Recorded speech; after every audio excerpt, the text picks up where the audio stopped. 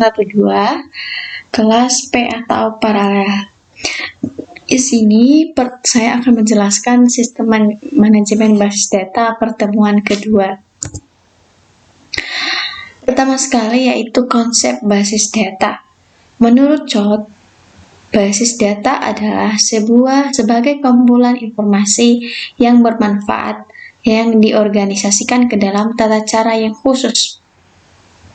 Data merupakan fakta atau nilai atau value yang tercatat atau mempresentasikan deskripsi dari suatu objek. Data yang merupakan fakta yang tercatat dalam selanjutnya dilakukan pengelolaan atau proses menjadi bentuk yang berguna atau bermanfaat bagi pemakainya, akan membentuk apa yang disebut informasi. Secara konsep, basis data atau database adalah kumpulan dari data yang membentuk suatu berkas atau file yang saling berhubungan relation dengan tata cara yang tertentu untuk membentuk data baru atau informasi. Atau basis data atau database merupakan kumpulan dari data yang saling berhubungan antara satu dengan yang lainnya. Data dalam basis data bersifat integrate dan terpadu. Integrate, berkas-berkas data yang ada pada basis data saling berkaitan. Terjadi dependensi data. Berbagai data atau share, data yang sama dapat dipakai oleh sejumlah pengguna dalam waktu yang bersamaan. Sering dinamakan sebagai sistem multi-user. Suatu bangunan basis data memiliki jenjang sebagai berikut. Ini dari contoh jenjang suatu bangunan basis data. Basis data, DBMS, database, tabel, dan file dan record. Di sini juga ada contoh dari basis data, file pegawai. Itu record 1 di sini ada name, nip-nya, ada recordnya di sini, ada file nama, ada file alamat, tanggal lahir, dan jenis kelamin. Sistem basis data merupakan berpadu antara basis data dan sistem manajemen basis data, SMBD. Database yang kompleks dan disertai dengan teknik pendokumentasi dan prosedur manipulasi akan membentuk sistem manajemen basis data atau SMBD. Data Management System atau DBMS, singkatannya DBMS adalah database yang program untuk mengaksesnya. Jadi DBMS ini adalah database dan program untuk bisa mengakses sistem basis data. Komponen-komponen sistem basis data yaitu hardware. Hardware adalah sebagai pendukung peroperasian pengolahan data seperti CPU, memori, dan terminal dan sebagainya. Yang kedua yaitu software, sistem operasi atau Windows 9X, Windows 2000 XP atau Linux atau Unix. Software, pengelolaan basis data atau DBMS, Microsoft Access, SQL, dan Oracle. Software, program, aplikasi Visual Basic, dan Delphi Visual Fox Pro. Yang berikutnya yaitu basis data. Semua data yang diperlukan, dipelihara, dikelola oleh sistem basis data. Dan terakhir pemakaian penggunaan basis data atau user. Ini contoh dari DBMS, yaitu program aplikasi, pengguna, perangkat keras, data perangkat lunak, dan program aplikasi. Kemudian peran basis data. Basis data adalah penting dalam pengelolaan data, di mana ketika kita mengolah sebuah data, maka yang kita perlu adalah basis data. Data menggunakan komputer karena beberapa alasan, yaitu sebagai komponen utama atau penting dalam sistem informasi, karena merupakan dasar dalam menyediakan informasi. Menentukan kualitas informasi yaitu cepat, akurat, dan relevan, sehingga informasi yang disajikan tidak basi, Informasi dapat dikatakan bernilai bila manfaat lebih efektif dibandingkan dengan biaya pendapatannya.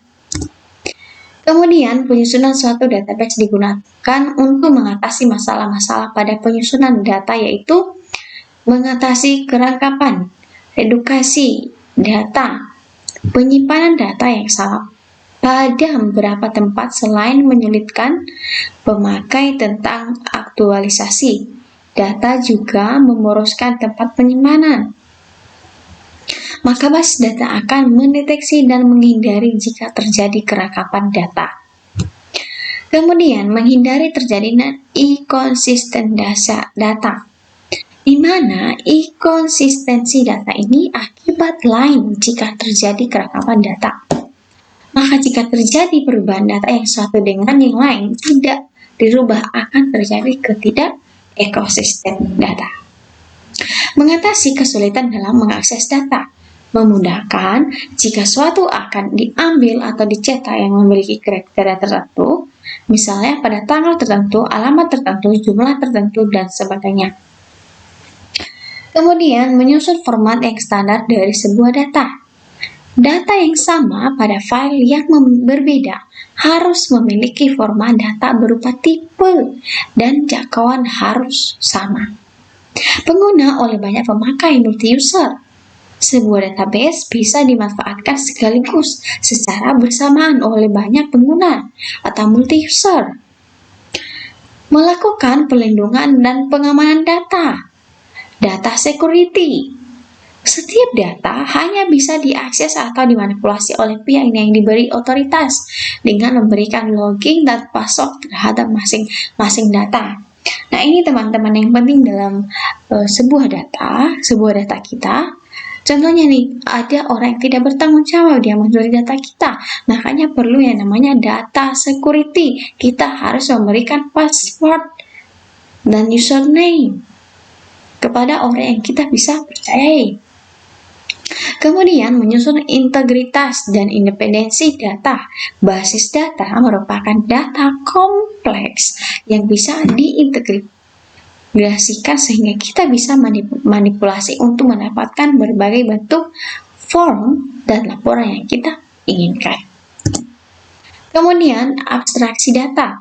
Kegunaan utama sistem basis data adalah agar pemakai user mampu menyusun suatu pandangan atau view abstraksi dari data. Hal ini bertujuan untuk menyederhanakan interaksi antara pengguna dengan sistemnya dengan basis data yang mempresentasikan pandangan yang berbeda kepada para pengguna, programmer, dan administrator. Ini adalah contohnya teman-teman, bagian keuangan, bagian personalia, bagian penjualan. Dan ada level konseptual dan level fisik. Database Management System atau DBMS, suatu sistem manajemen basis data. Database Management System yaitu berisi kumpulan koleksi data yang saling berelasi dengan set program untuk mengakses data tersebut. Manfaat penggunaan DBMS adalah untuk mengorganisasikan data, mengolah data dalam jumlah besar, untuk membantu dan melindungi data dari kerusakan yang disebabkan pengguna atau pengakses yang tidak sah. Nah, di sini pengguna yang namanya security data. Kemudian memudahkan dalam pengambilan kembali data atau data real. Untuk memudahkan dalam penggunaan data, pengaksesan data secara bersamaan dalam suatu jaringan.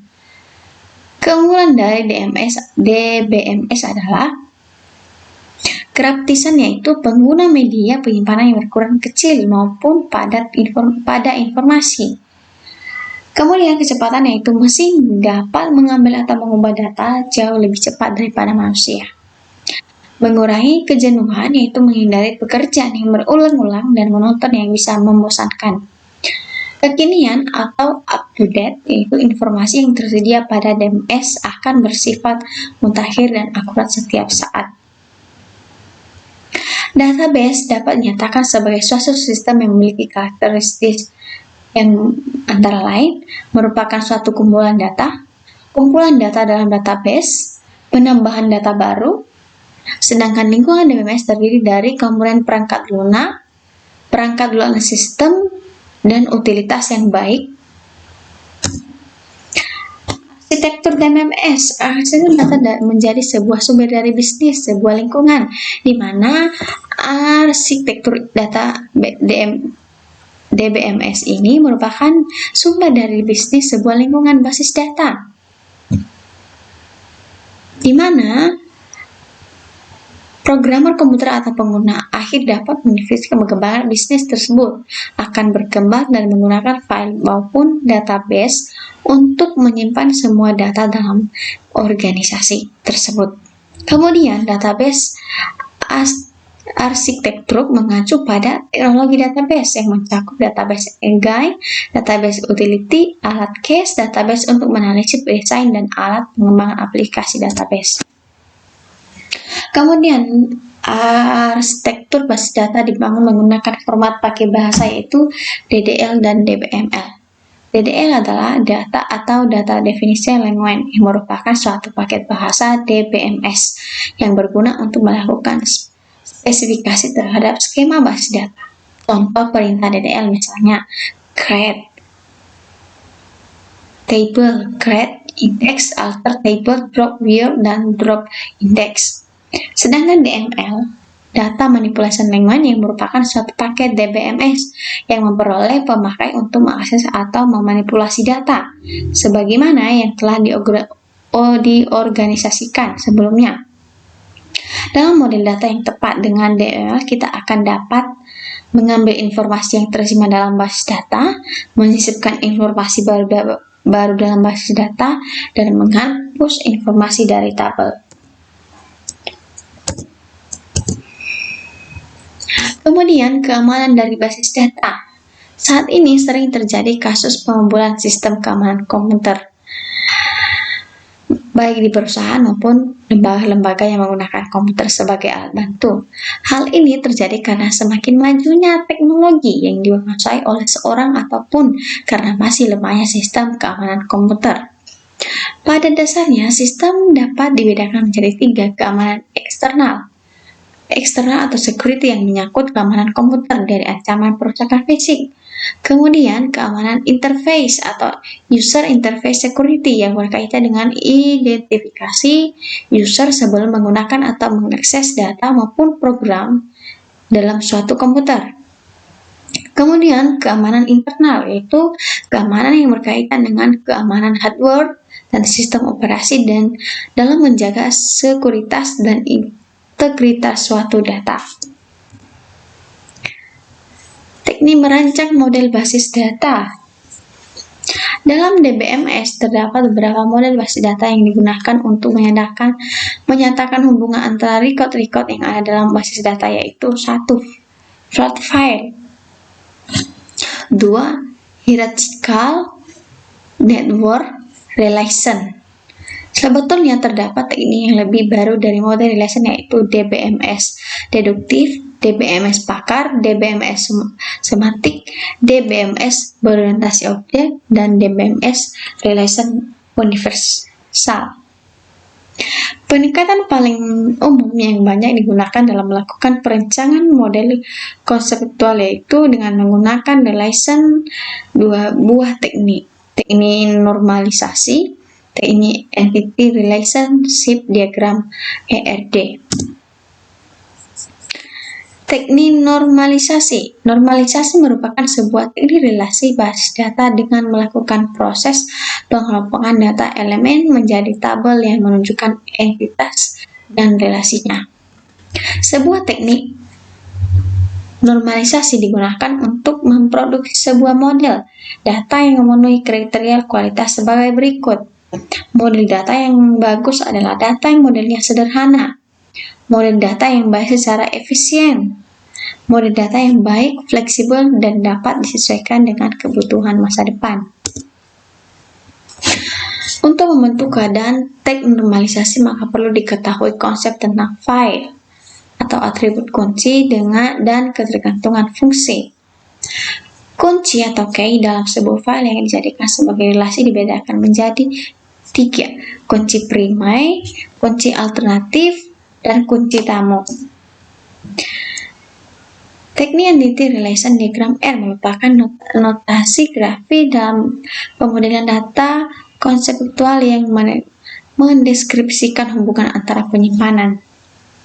ERD merupakan sejumlah notasi pada simbol untuk menggambarkan struktur dan hubungan antara data pada dasarnya. Ada 3 macam, yaitu entity, atribut, dan hubungan. Ini merupakan jenis-jenis dari hubungan relasi. Kemudian sistem berorientasi objek merupakan pendekatan berorientasi objek, pendekatan suatu metodologi atau cara diambil dari filsafat dunia nyata yang diterapkan pada teknologi informasi. Tujuan dari metodologi adalah sebagai salah satu alat alternatif pendekatan permasalahan untuk mencari solusi pemecahan. Metodologi berorientasi objek merupakan perkembangan selanjutnya dari metodologi sebelumnya, seperti metodologi prosedural, sekuensial, konkurensi, maupun modular. Keunggulan pendekatan orientasi objek adalah sebagai berikut: menuntut pengguna ulang. Komponen-komponen program sebelumnya menjadi proses pengembangan software dapat dilakukan lebih cepat. Kemudian mempermudah dalam pemeliharaan, lebih mudah diadaptasi dan di skala menjadi yang lebih besar. Konsep dari karakteristik objek. Konsep dasar itu sebagai berikut: objek merupakan mempresentasikan sebuah entitas. Kelas, definisi abstrak dari sebuah objek. Atribut, nama-nama properti. Operasi adalah implementasi dari layanan yang dapat diminta dari sebuah objek. Antarmuka atau polimorfisme adalah sebuah antarmuka yang menutupi bagian-bagian detail di dalamnya. Komponen hampir tidak bergantung pada apapun, merupakan bagian yang dapat diganti-ganti dari sebuah sistem. Paket adalah mekanisme yang bertujuan untuk mengorganisasikan elemen-elemen ke dalam sebuah grup. Subsistem adalah permodelan elemen yang punya tata bahasa dari paket, seperti permodelan elemen yang lain. Sebuah kelas seperti mempunyai tingkah laku. Subsistem dihasilkan dari kelas-kelas atau subsistem lainnya.